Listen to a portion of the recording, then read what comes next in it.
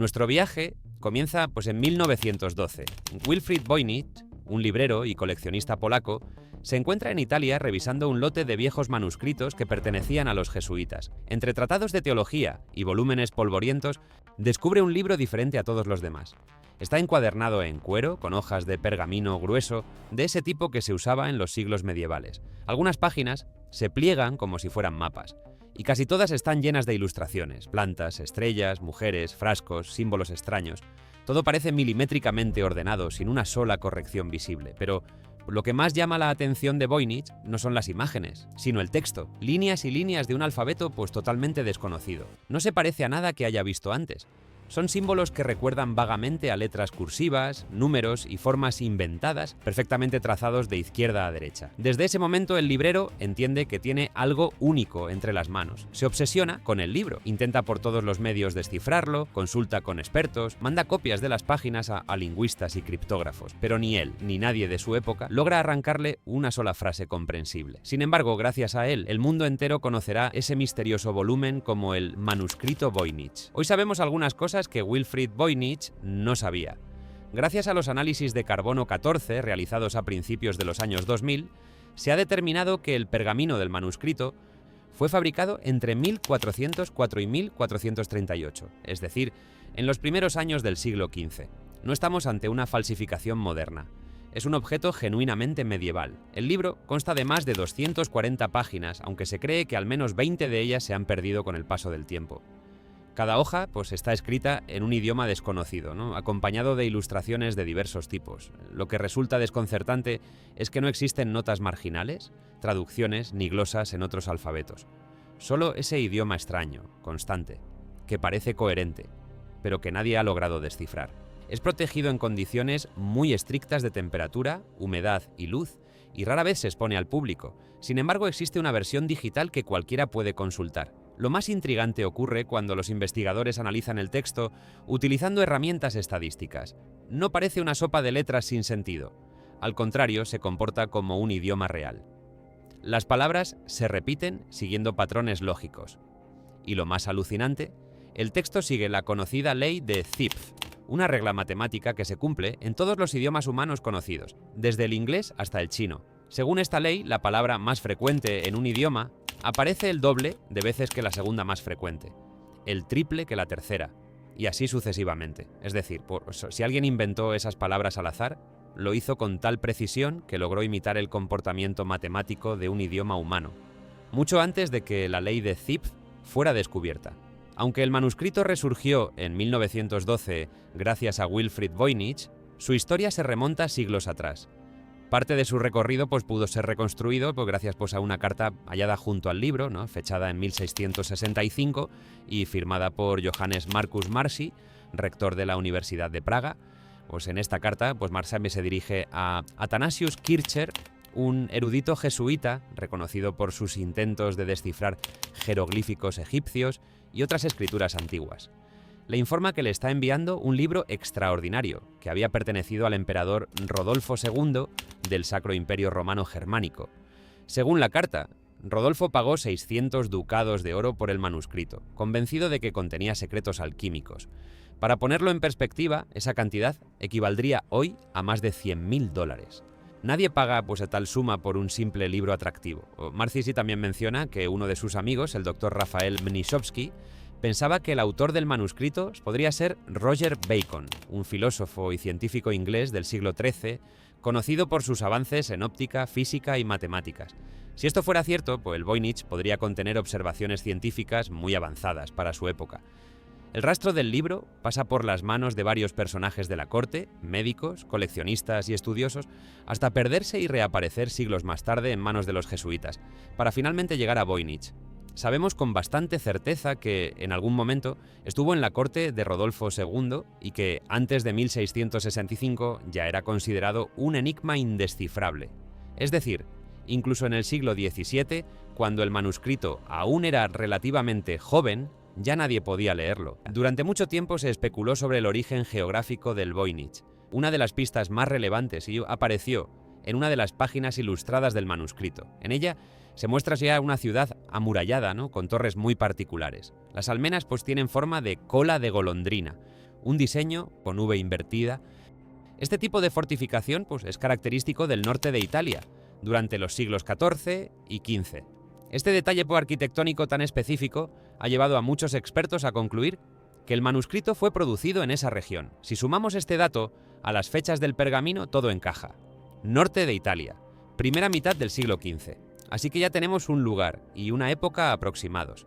Sabemos dónde y cuándo se hizo el libro. Lo que seguimos sin saber es quién lo escribió, para quién y con qué propósito. A pesar de que nadie entiende el texto, sí sabemos cómo está organizado el manuscrito. Los investigadores lo han dividido en 6 grandes secciones basándose en el tipo de ilustraciones que acompañan al texto. 1. Sección botánica. Más de 100 plantas dibujadas con un nivel de detalle obsesivo, raíces, tallos, flores, cortes transversales. El problema es que la mayoría de esas plantas no existe. Algunas parecen combinaciones de especies reales, una raíz familiar con hojas imposibles, flores deformadas. Otras pues son completamente irreconocibles. No sabemos si representan flora de otra región desconocida en su época, de formaciones simbólicas o especies que nunca han sido catalogadas. 2. Sección astronómica y astrológica. Aquí aparecen círculos concéntricos, estrellas, lunas, soles y símbolos que recuerdan a los signos del zodíaco. Hay representaciones de constelaciones pues, que no coinciden exactamente con nuestro cielo o que lo hacen de forma alterada, como si estuvieran codificadas. En una de las páginas se muestran figuras femeninas alrededor de un círculo con lo que parece ser un calendario asociado a signos zodiacales como Aries. Algunos han querido ver aquí referencias a fechas concretas, incluso pistas biográficas, pero por nada ha podido demostrarse. 3. Sección biológica. Esta es quizá la parte más inquietante. Decenas de figuras femeninas desnudas, muchas de ellas sumergidas en una especie de líquidos verdes, conectadas por tubos, canales y estructuras que recuerdan a órganos internos o sistemas circulatorios. Todo ello acompañado de texto continuo, como si se tratara de la explicación de un proceso complejo relacionado con el cuerpo humano, la fertilidad o la energía vital. Hay quien interpreta estas imágenes como metáforas del funcionamiento interno del cuerpo, otros como diagramas de procesos alquímicos, usando al cuerpo humano como símbolo. 4. Sección cosmológica. Los llamados diagramas cósmicos o cosmológicos. Medallones llenos de estrellas, estructuras circulares que podrían representar universos, planos, dimensiones o sistemas aún por comprender. Hay 9 de estos diagramas, cada uno diferente, como si fueran mapas de algo que no sabemos interpretar. 5. Sección farmacéutica. Las plantas regresan, pero ahora están asociadas a frascos, recipientes, instrumentos parecidos a morteros, botellas y utensilios de laboratorio. Da la impresión de ser una especie de recetario, un compendio de remedios o fórmulas, una farmacopea de plantas extrañas. 6. Sección de texto denso. La última sección es la más árida visualmente. Prácticamente desaparecen los dibujos. Lo que encontramos son bloques compactos de escritura, organizados en párrafos con pequeños símbolos que parecen encabezados o viñetas. Podrían ser instrucciones, listas, recetas, rituales o algo completamente distinto. Lo perturbador es que todo parece estar meticulosamente planificado. Cada sección tiene su propia lógica, su propia atmósfera. Es evidente que quien lo escribió tenía un objetivo muy claro. Nosotros somos los que estamos a oscuras, ¿no? El texto del Voynich se lee de izquierda a derecha, como la mayoría de las lenguas europeas. Las palabras tienen entre 2 y 10 caracteres, y se repiten estructuras internas que parecen sílabas. Se han identificado alrededor de 22 símbolos básicos y algunos adicionales que aparecen con menor frecuencia. Lo interesante es que el texto no solo se comporta como un idioma real, sino que a veces lo hace de una manera demasiado perfecta. Algunas letras solo aparecen al principio de las palabras, mientras que otras solo lo hacen al final. Ciertas combinaciones se repiten constantemente, mientras que otras nunca se ven juntas. Es como si el autor hubiese construido una gramática extremadamente rígida, casi mecánica. Al analizar el manuscrito se han identificado 2 variantes de escritura, conocidas como lenguaje A y lenguaje B. Una domina la mayor parte del texto, mientras que la otra aparece principalmente en las secciones relacionadas con mujeres y estrellas. No solo cambia el vocabulario, sino también el trazo, el ritmo y la longitud de las palabras. Esto ha llevado a pensar que podría haber 2 autores distintos, o bien que la misma persona escribió en momentos y estilos diferentes. Las teorías sobre lo que realmente es el texto del Voynich pues se pueden agrupar en 3 grandes categorías. 1. Un código extremo. Podría tratarse de un cifrado muy sofisticado para ocultar un idioma real. En la Edad Media y el Renacimiento se usaban muchos sistemas de cifrado para proteger secretos políticos, religiosos y alquímicos. Se podían sustituir letras por símbolos, cambiar el orden de las sílabas, omitir vocales o usar libros clave para esconder mensajes. 2. Un idioma real, pero desaparecido. Algo parecido al caso del Rongo Rongo de la isla de Pascua. Un sistema de escritura auténtico, con gramática, símbolos y reglas, cuyo significado se perdió cuando desaparecieron sus hablantes. Nadie lo documentó a tiempo y hoy solo nos queda la forma sin el contenido. 3. Un texto que no significa nada. La tercera teoría es la más inquietante y al mismo tiempo la más escéptica, que el texto no significa nada.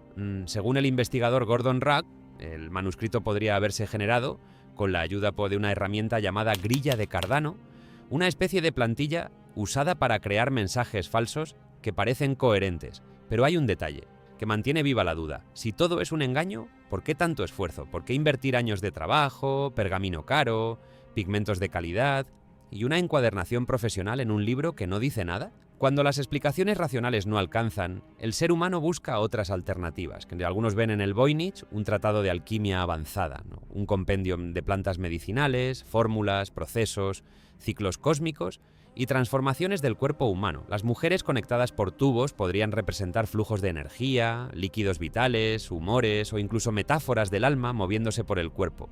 Otros lo interpretan como un grimorio, un libro mágico hecho para ocultar conocimientos peligrosos. En esa interpretación, el idioma desconocido sería una lengua ritual, un código sagrado reservado solo a iniciados.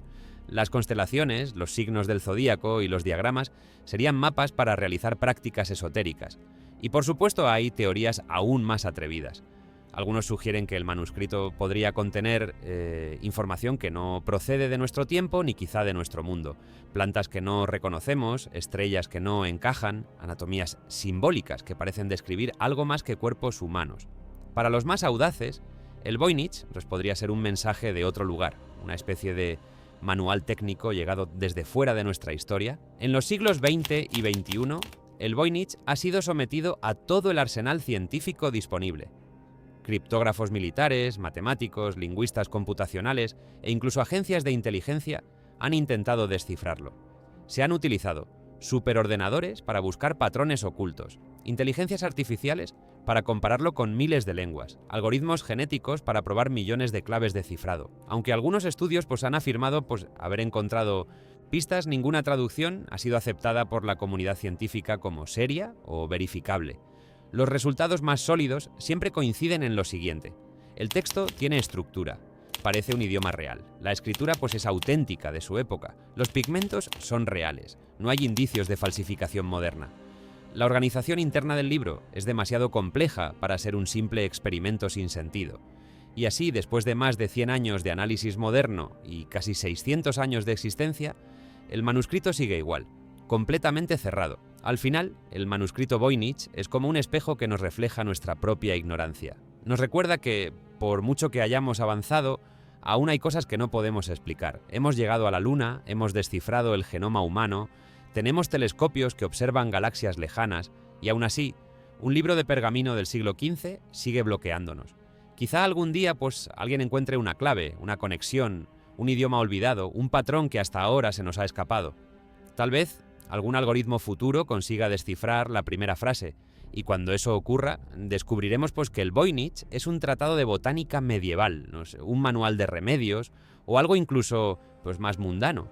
O quizá descubramos lo contrario, que no estábamos preparados para entenderlo, que el conocimiento que guarda no era para nosotros. De momento lo único que sabemos con certeza es esto. Nadie ha leído jamás el manuscrito Voynich. Nadie sabe quién lo escribió. Nadie sabe por qué se hizo. Y tal vez, solo tal vez, nunca lo sepamos. Si te ha gustado y quieres más historias como esta, házmelo saber en los comentarios. Dale like, comparte y suscríbete.